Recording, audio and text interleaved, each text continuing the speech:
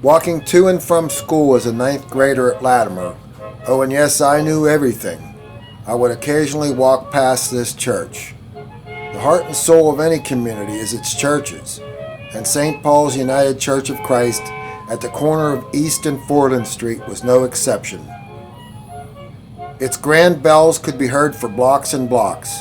There's that certain safe feeling that's being experienced by people when there's a church nearby. Its bells and its presence radiates the whole area.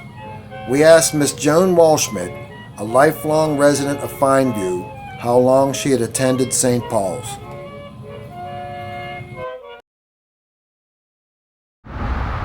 I was baptized at St. Paul's in 1941, and actually I consider my membership to be ongoing since St. Paul's is a part of the Allegheny Open Arms United Church of Christ. The church was built in the Richardsonian Romanesque style of architecture and was just getting broken in when the state condemned it. The actual congregation was formed in 1846 and had a building on Canal Street. 1846. That's a mere 6 years after Allegheny City was incorporated. The church building was torn down in 1972. We had celebrated 125th anniversary that year. Ah, Old Deutschtown. Old-timers called it Dutchtown. St. Paul's was right in the middle of it.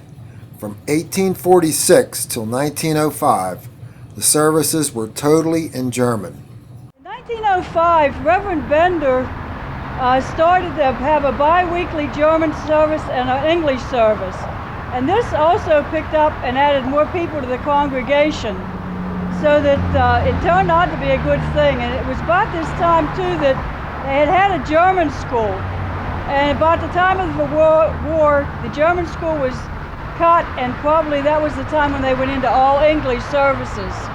My family has been members of the congregation through 6 generations now. St. Paul's congregation was declining in those last years. We asked Joan why she thought it was happening.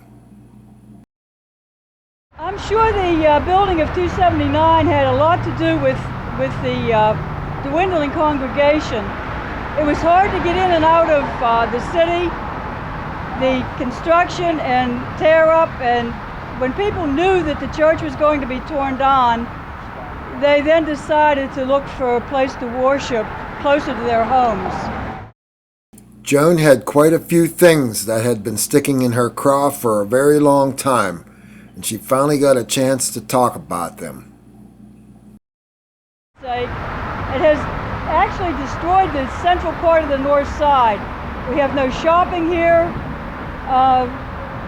There's hardly any housing that's decent. And it just in general has caused decay on this part of the north side.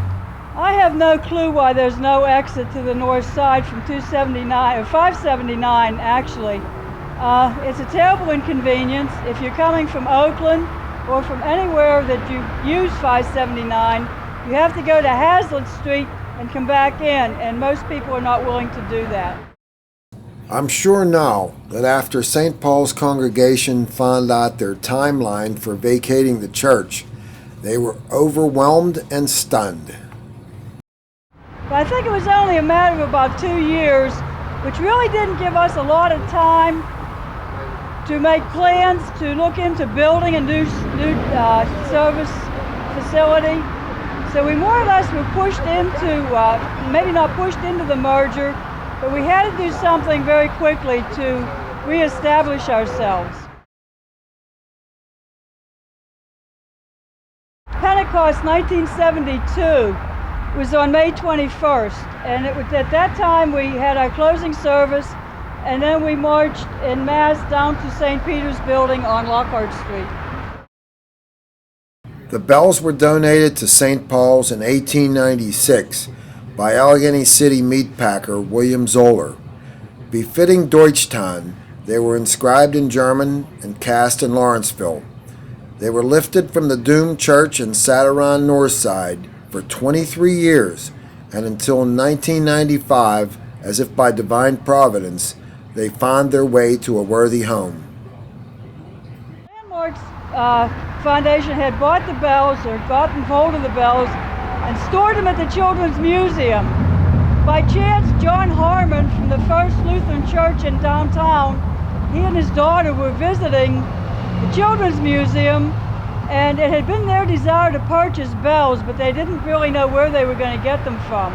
By chance, his daughter led him to these bells, and he said it was almost like God had taken him to that spot.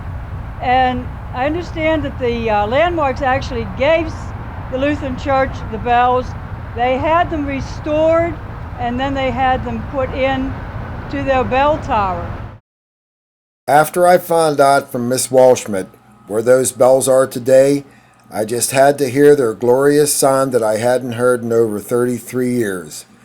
First English Lutheran Evangelical Church on Grant Street, across from the Steel Building, was built in 1888, but never had bells until it received St. Paul's bells. Every day at noon, those bells can be heard as they call people to service.